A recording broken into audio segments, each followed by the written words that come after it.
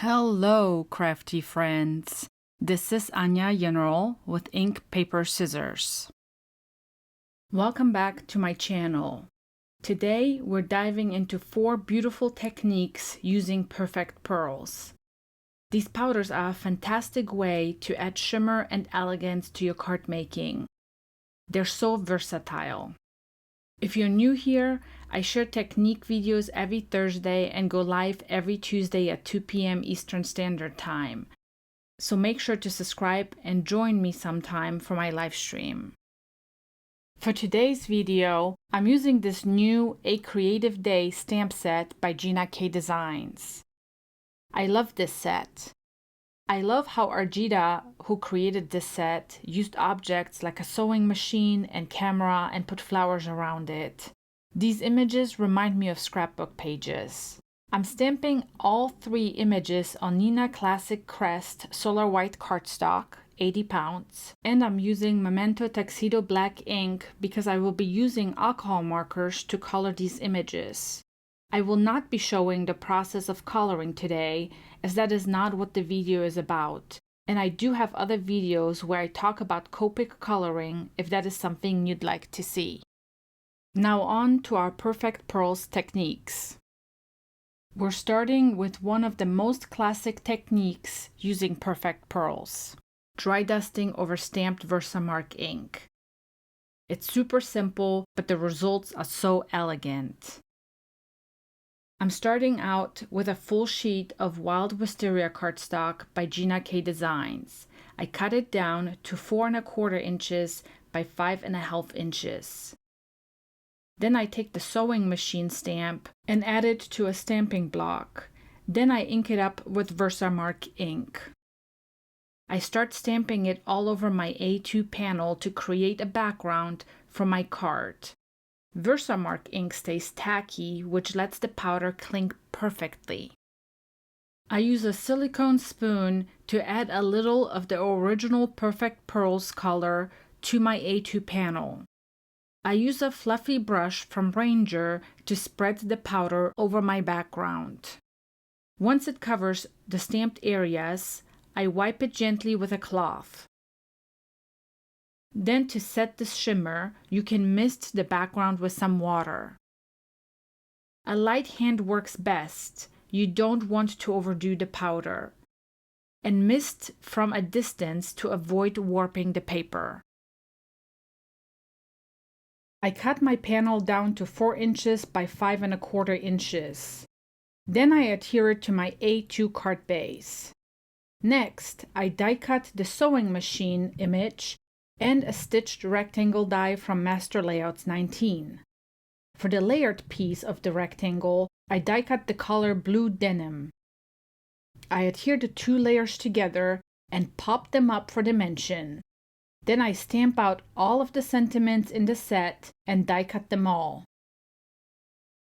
For this card, I'm using the "I'm so thankful for you" paired with the cute vintage sewing machine.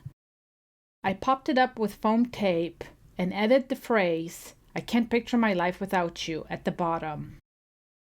The shimmer in the background adds so much interest without overpowering the focal point. If you want to switch it up, try gold powder on navy cardstock for a super classy look. For this card, I combined 2 techniques, using a Versamark pen to highlight part of an image and creating a soft watercolor background with perfect pearls. For the first technique, I used the Versamark pen, which is just like the Versamark ink pad, but in a pen form. This pen gives me 100% control on where I want the shimmer to go. In today's example, I'm using my Versamark pen to cover the pretty floral around the camera image. Then I brushed on perfect pearls over the leaves and floral. And now only that area is full of shimmer. It's a subtle but beautiful detail. I used the cloth to gently wipe over the image to make sure that any remaining powder is gone.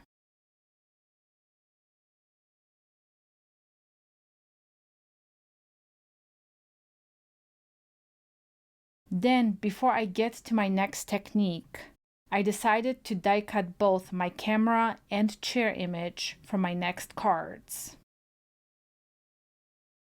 Now let's talk about our next technique, which will create our background. For this technique, I used turquoise, mist, and grape fizz. I added a little of each color with my silicone spoon to my glass mat. Then I used a watercolor brush to add some water to my perfect pearls.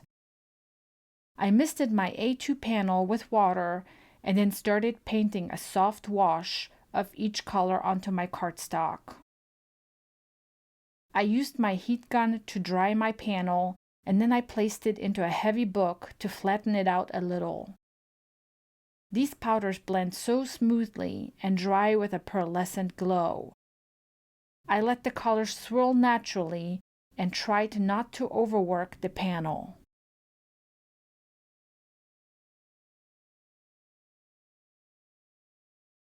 Once dry, I cut my panel down to 4 inches by 5¼ inches.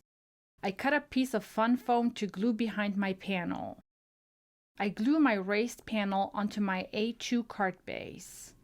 Then I add foam behind the camera die cut and the sentiment that reads, "Life is about how you frame it." I adhere the sentiment onto my A2 card in the upper right and my camera in the bottom left side of the panel. And my card is complete.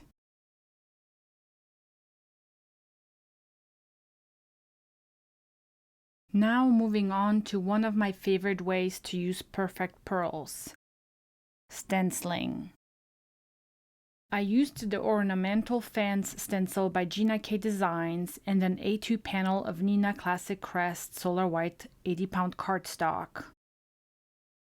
I'm using a paper pouncer, but you could also use a sponge dauber here. And I'm dipping my pouncer into the Versamark ink pad and then onto my cardstock and stencil. I do this until my cardstock is fully covered. Then I brush on the perfect gold powder all over my A2 panel. It gives such a luxe metallic finish while keeping that detailed stencil pattern. If you want to make sure that the lines stay crisp, try using pixie spray to keep the stencil in place.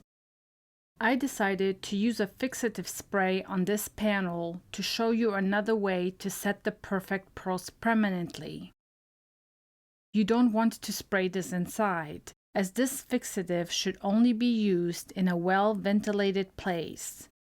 I only used it indoors for filming purposes.